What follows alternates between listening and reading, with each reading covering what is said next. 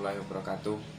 Kami dari kelompok 3 akan mempresentasikan materi menggunakan teknologi informasi dalam menjalankan perdagangan elektronik atau e-commerce. Anggotanya yaitu saya sendiri, Rolistrian Afif, Mautia Sanas, sama Dea Renita Amelia. Yang pertama yaitu perdagangan elektronik. Perdagangan elektronik e-commerce meliputi transaksi-transaksi bisnis yang berhubungan dengan pelanggan dan pemasok yang menghubungkan komputer mereka masing-masing melalui internet. Mengartikan bahwa hanya transaksi-transaksi yang melihat batas perusahaan. Yang meliputi batas perusahaan saja yang dapat diklarifikasi sebagai e-commerce.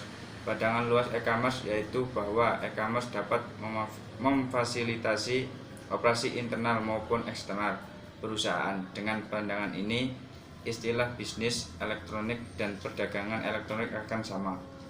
E-commerce di luar batas perusahaan ada dua jenis e-commerce.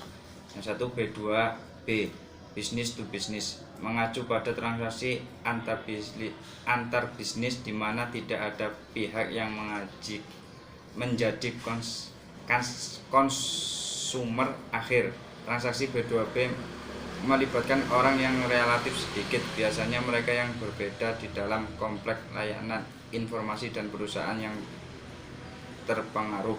B2C, business to customer, mengacu pada transaksi-transaksi yang terjadi antara sebuah bisnis dan customer akhir produk. Transaksi ini membutuhkan perbedaan destinasi yang mendasar. Situs B2C memiliki waktu download yang cepat, instruksi untuk navigasi situs karena belanja yang tepat diisi dan dikurangi sebelum pembelian aktual, dan metode untuk menyiapkan profil pengguna. Manfaat yang diharapkan dari e-commerce: perbaikan layanan pelaksanaan sebelum, selama, dan setelah penjualan, perbaikan hubungan dengan pemasok dan komunitas keuangan. Manfaat-manfaat di atas akan memberikan kontribusi pada situasi keuangan perusahaan dan mengakibatkan bersaing dengan lebih baik di dalam dunia bisnis. Kendala-kendala e-commerce: biaya yang tinggi, kekhawatiran akan masalah keamanan, peranti lunak yang belum mapan atau belum tersedia. Masing-masing kendala di atas akan semakin tertentang seiring dengan semakin populernya teknologi dan sistem informasi. Ruang lingkup e-commerce. E-commerce bersifat dinamis dan ruang lingkup pengaruhnya dapat berubah dalam waktu hanya beberapa bulan. E-commerce telah mencapai tingkat pertumbuhan tahun lebih dari 15% setiap tahun. Selama 5 tahun terakhir. Jalan menuju e-commerce. Rencana bisnis strategis akan membentuk komitmen untuk menggunakan e-commerce guna meraih keuntungan kompetitif. Inteligensi bisnis. Inteligensi bisnis adalah aktivitas pengumpulan informasi mengenai unsur di dalam lingkungan yang berinteraksi dengan perusahaan berbasis data eksternal. Perusahaan tidak harus mengumpulkan informasi lingkungan sendiri. B. Mesin mencari. Mesin mencari adalah satu program komputer khusus yang menanyakan satu kata atau kelompok kata kepada pengguna untuk dicari. Strategi e-commerce dan sistem interorganisasional. Masalah dalam menentukan strategi e-commerce yang terbaik memiliki beberapa kemungkinan solusi.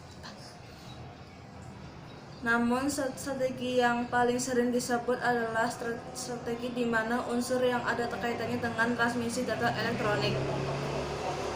E-commerce dan ED adalah jalan bebas hambatan bagi sistem interorganisasional. Manfaat IOS: efisiensi komparatif dan kekuatan penawaran. ED terdiri atas transmisi data langsung komputer ke komputer dari suatu format struktur yang dapat dibaca oleh mesin. Extranet.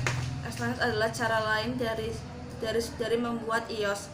Cara ini memungkinkan dibaginya informasi berbasis komputer yang sensitif dengan perusahaan lain. D. Sekutu-kutu bisnis proaktif dan reaktif. Sebuah perusahaan memutuskan untuk menerapkan iOS, perusahaan tersebut dapat melakukan dengan cara proaktif dan reaktif. Pengaruh penerapan: 1. Tekanan kompetitif, 2. Penggunaan kekuasaan, 3. Kebutuhan internal, 4. Dukungan manajemen puncak. Manfaat-manfaat tidak langsung iOS: mengurangi kesalahan, menurunkan biaya, meningkatnya efisiensi operasional, meningkatnya kemampuan untuk bersaing, memperbaiki hubungan dengan sekutu dagang, memperbaiki layanan pelanggan. Strategi B2C untuk e-commerce. A. Produk-produk digital. Satu perbedaan utama antara pembelian produk-produk digital dengan produk-produk fisik melalui web adalah bahwa produk digital dapat digunakan begitu selesai di-download. Yang B. Produk-produk fisik. Barang-barang fisik tidak dapat dikonsumsi melalui web, sebagai gantinya harus dikirimkan ke pelanggan. C. Penjualan maya versus campuran. Penjualan maya atau virtual sales adalah penjualan yang dilakukan oleh sebuah perusahaan yang tidak mengoperasikan tempat berjualan fisik. D. Pemerintahan elektronik. Sertifikat pajak adalah cara bagi pemerintah daerah untuk menagih pajak bumi dan bangunan yang belum dibayar. Langkah e-commerce berikutnya. Perdagangan bergerak. Perdagangan bergerak atau mobile commerce atau m-commerce adalah penggunaan telepon seluler dan asisten digital pribadi untuk melakukan e-commerce nirkabel. B. Nirkabel berkelas bisnis di semua tempat. Komunikasi nirkabel yang kecepatannya melalui penyedia jasa komunikasi yang sama dengan telepon seluler akan memungkinkan terciptanya komputasi nirkabel berkelas bisnis di semua tempat. C. Menggunakan internet. E-commerce tidak akan mungkin terjadi tanpa adanya jaringan yang menghubungkan pelanggan dengan organisasi. Aplikasi bisnis internet. Secara sederhana, internet dapat digunakan untuk setiap aplikasi bisnis yang melibatkan komunikasi data, termasuk komunikasi di dalam perusahaan maupun dengan lingkungan. Berbeda dengan jaringan standar, internet dapat digunakan oleh semua jenis platform komputer tanpa harus melakukan upaya khusus. A. E-commerce dan manajemen rantai pasokan rumah sakit. Perawatan kesehatan terutama berhubungan dengan perbaikan kesehatan akhir pasien dan melayani kebutuhan pasien. B. Aplikasi retail. Aplikasi bisnis web yang paling dikenal masyarakat umum adalah retail. Sebagian besar rantai retail besar telah hadir di web. Saran-saran keberhasilan penggunaan internet. Pastikan situs web Anda kuat. Pastikan browser dan struktur basis data Anda fleksibel maupun intuitif. Menekankan isi. Sering diperbarui. Melihat di luar pelanggan. Tujukan isi pada kebutuhan spesifik pengguna. Menjadikan internet intuitif. Berada di lokasi web yang tepat. Ciptakan rasa kebersamaan. Carilah bantuan jika Anda membutuhkannya. Dampak internet pada bisnis di masa mendatang. Para pengguna internet adalah suatu kelompok yang beragam. Banyak masih berusia muda, namun yang berusia lebih tua atau dengan lebih banyak penghasilan untuk dibelanjakan memiliki dampak yang substansial pada ramalan ekonomi e-commerce. Bahkan ketika uang tidak langsung dibelanjakan secara online, konsumen seringkali menggunakan web untuk melakukan penelitian atas pembelian mereka sebelum pergi ke toko.